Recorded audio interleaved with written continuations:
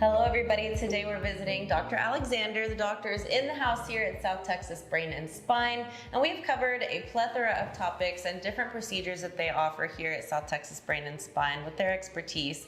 And today we're going to revisit spinal surgery and sort of cover a few of the different approaches and which ones might require certain types of technology. And I see quite a few things in front of us. So first of all, I guess let's talk about the variety of spinal procedures that you offer here.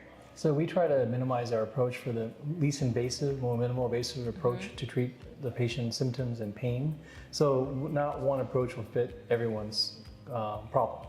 So we try to tailor what we can to make the best surgery for the patient, and also something that will be long-standing. You don't want to do one surgery and then you need another surgery in a couple months or a couple of years. You want to, but then that's the fine line. What's too much surgery and too little surgery. So we have to find what's best for the patient. Sure. Okay, that makes sense. And yeah, you don't want to revisit. However young you are when you're getting it is the youngest you want to be, right?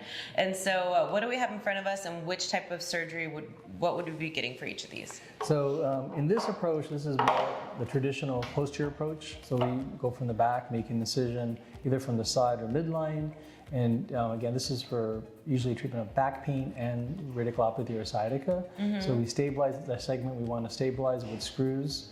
And so when you approach from the back, you have to cut the muscles to get to it. You can go from the side, which is less muscle retraction. The less muscles you disturb, the faster recovery, less pain, blood loss, those type of things. Okay. In this approach, if we go from the side, it's called an extreme lateral interbody fusion called EXLIF approach. So you actually go around the bowels and bladder, and you go through the retroperitoneal plane, so you don't cut muscles at all, and basically put a cage and a plate and screws. So this also achieves the same thing as it's still stabilizing the spine, but you're not doing that much tissue work, so it's actually less pain, faster recovery, less blood loss. And we also put maybe either a small plate or two small screws in the back. So you have a 360 stabilization with this minimum invasive approach. And then more old-fashioned is you can go from the front right to the abdomen, and you can call an anterior lumbar interbody fusion called ALIF. So here you can see here's a cage, or we can put a plate, and that helps stabilize that segment too. So it depends on the disease pathology, and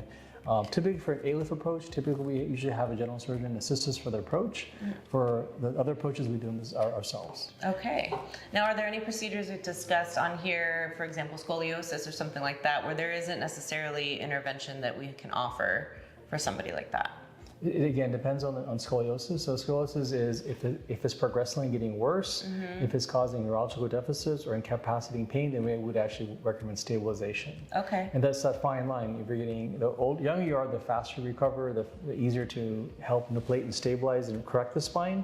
When you're older, the spine's stiffer, so it requires more work, more tissue work. So it's a little harder to recover. It takes a little more. When you're older, it takes a little more energy and more therapy to recover than when you're younger. That makes a lot of sense. And I know for a lot of us, it seems so much easier to just keep putting these things off. And then I think, unfortunately, we know because of our parents or our grandparents that that's not always the brightest approach, right? Because again, the older you are, the harder it can be to heal. So just a little bit more information to make sure you're equipped if you ever have to deal with any of these or a loved one does. We're so grateful for this partnership. And if you need help, reach out to our friends here at South Texas Brain and Spine to meet with Dr. Lewis, Dr. Alexander, anybody here on the team. And don't forget to mention Coastal Living sent you. Thank you.